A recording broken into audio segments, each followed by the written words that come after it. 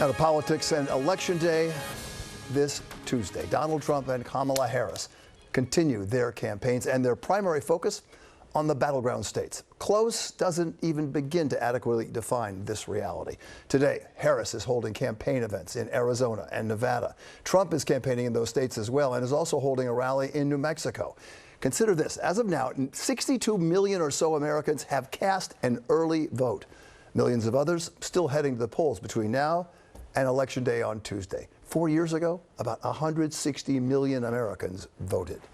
Those are the numbers. Now, with what is now the final push in the race for the White House, Eyewitness News anchor Sandra Bookman in the newsroom with the latest. Sandra. Yeah, Bill, while Vice President Kamala Harris and former President Donald Trump have different messages in these last few days, as you pointed out, their schedules very similar. And that is a great indication of what we should be keeping an eye out on election night. The results in those critical battleground states.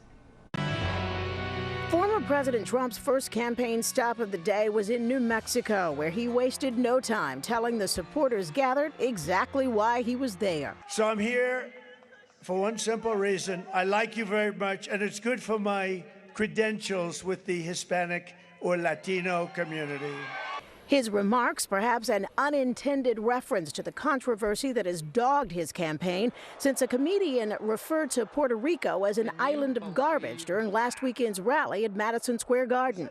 Mr. Trump hammered away at familiar themes like the economy and immigration and delivered a now familiar promise still short on specifics. You need to know Kamala broke it, and I will fix it, and I'll fix it very quickly. As both Trump and Harris bring their closing arguments to the western battleground states of Arizona and Nevada today, the polls show little change with no clear leader. The vice president reminding all important female voters about her opponent's stand on reproductive rights. It actually is, I think, very offensive to women in terms of not understanding their agency, their authority, their right, and their ability to make decisions about their own lives, including their own bodies. Harris also pledging to put Americans' needs first. So that's what I will continue to do over the course of these next few days, to let folks know that I see them, I hear them, and I'm prepared to address their challenges with a plan that is about getting things done.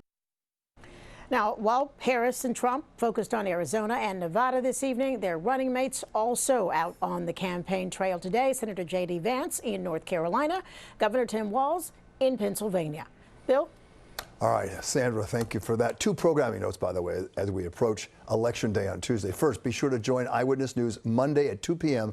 for our Vote 2024 special, as Sade and I break down the key races and discuss the impact election night will have in our area.